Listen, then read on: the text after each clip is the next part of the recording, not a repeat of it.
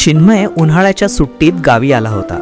त्याला वाटलं आजी दिवसभर देवळात भजन करेल, पण पहिल्याच रात्री त्याला काहीतरी विचित्र आवाज ऐकू आला. ढग ढग ढग ढग. तो खिडकीतून बाहेर बघतो तर काय, आजी अंगणात तिची जुनी बुलेट मोटरसायकल साफ करत होती. आजीने डोळ्यावर काळा चष्मा लावला होता आणि ती चक्क सायलेन्सर मधून गोळ्या तपासत होती. आजी, हे काय आहे? चिन्मय ओरडला. आजीने त्याला जवळ बोलावलं आणि हळूच म्हणाली, लेका, ओरडू नकोस. ही साधी बुलेट नाही, ही गरुड वन आहे. आणि मी भजन करायला नाही तर या भागातील वाळू माफिया गजाया गुंडाला धडा शिकवायला चाललीये. आजीने तिचा स्वयंपाकातला मसाला डबा काढला. चिन्मयला वाटलं आजी आता फोडणी देणार, पण आजीने डब्यातले कप्पे दाखवले. तिखट कप्पा. हा नुसता मसाला नव्हता, तर हे रडका बॉम्ब होते, tear gas in powder form. हळद कप्पा. ही हळद डोळ्यात पडली की शत्रूला 10 मिनिटे काहीच दिसत नसे. मोहरी कप्पा. या मोहरीच्या दाण्यांतून छोटे ट्रॅकिंग डिव्हाइसे निघायचे. दगडफूल. हे फेकलं की समोरच्या माणसाला विजेचा झटका बसायचा. गजायाने गावच्या शाळेची जमीन हडपली होती आणि तिथे तो दारूचा कारखाना काढणार होता.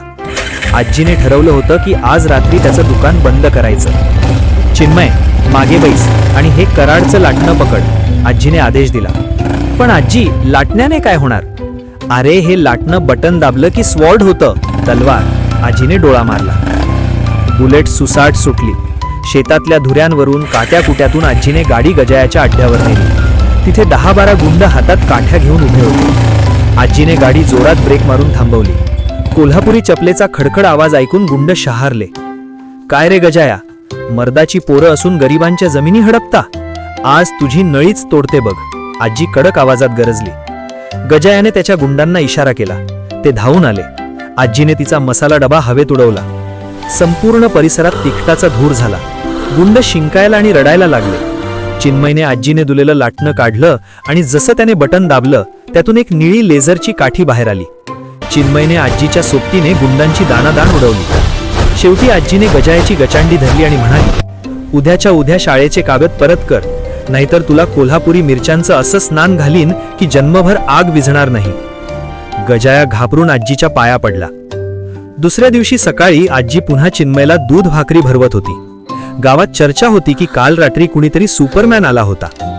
चिन्मय हसून आजीकडे बघत होता.